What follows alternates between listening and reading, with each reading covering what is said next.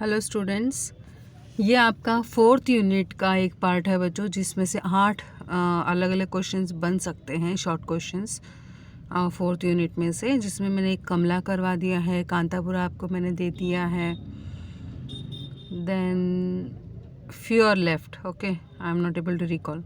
तो ये लास्ट में से एक है श्री अरविंदो। 3 राइटर्स का भी है कि राइटर्स का हमें देना है उनको, राइटर के बारे में बताना। तो उनका बर्थ और डेथ याद कर लिया, उनके राइटिंग्स याद कर लिया, फेमस वर्क याद कर लिया, ठीक है।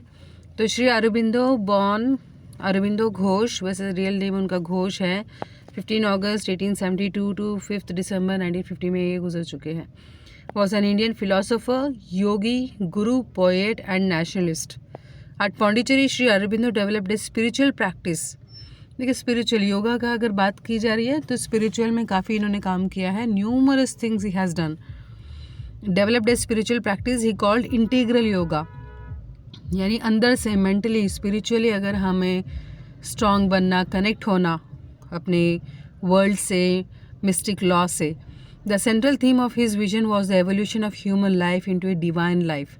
तो इंसान की जो लाइफ है उसको डिवाइन बनाने की प्रथा और उस फिलॉसफी को इन्होंने प्रीच किया था अपने इसमें। The principal writing of Shri Aurobindo include in prose the life divine, considered his single great work,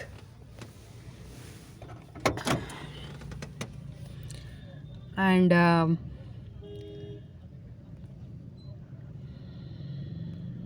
M sorry बच्चों, एक minute please. Consider single great work of metaphysics. Metaphysics माने क्या होता है? मेटाफिजिक्स का मतलब होता है बियॉन्ड साइंस। अगर मैं भूत प्रेत की बात करूं, अगर मैं भगवान की बात करूं, कुछ हैं जो भगवान को नहीं बिलीव करते, मैं करती हूँ। There are some intuition that I believe, कुछ नहीं करते। ओके, तो जो साइंस भी नहीं प्रूव कर पाता हमें काफ़ी चीज़ें, तो उसको हम मेटाफिजिक्स कहेंगे। Means study of the life beyond this world, कि स्पिरिट कहाँ जाती है, आत्मा कहाँ जाती है, हम कैसे पैदा होते हैं, ऑल दिस यूनिवर्स कैसे क्रिएट हुआ, ये this is all beyond science. Science too is not able to give you the correct answer, ठीक है। तो उसको हम मेटाफिजिक्स कहते हैं।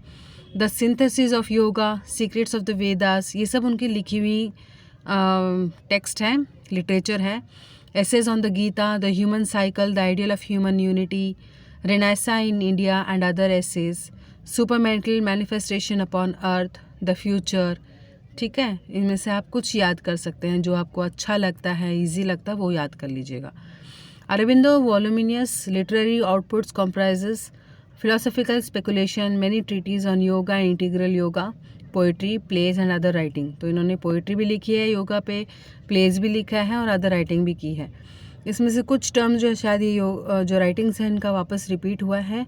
जो रिपीट हुआ है वो छोड़ के और बाद, जैसे the human cycle, the ideal of human, okay, Savitri है जो मैंने ऊपर नहीं देखा था, a legend and a symbol, and on the Veda.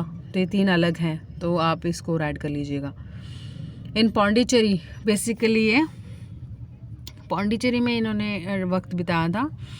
Shri Aurobindo patrons were French couple, namely Paul Richard and his wife Mirra Alfassa Richard.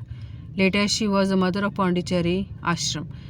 तो जो है पैटर्न थे, यानी इनके जिनको ये फॉलो कर रहे थे, तो फ्रेंच कपल थे, उन्होंने उनके साथ परवरिश की हुई है या फिर उन्होंने पाला पोसा और उनको फॉलो किया है something.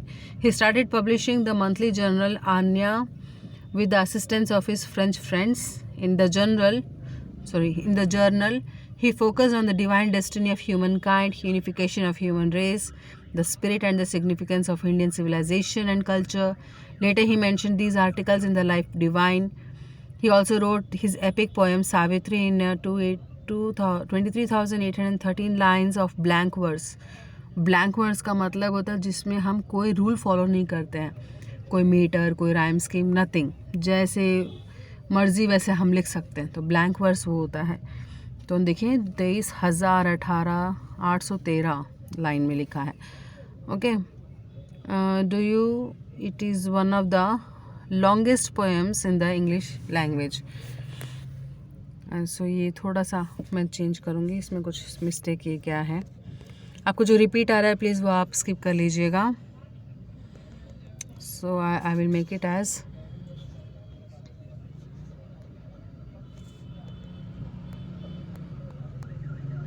It is one of the longest poems in the English language. ठीक है.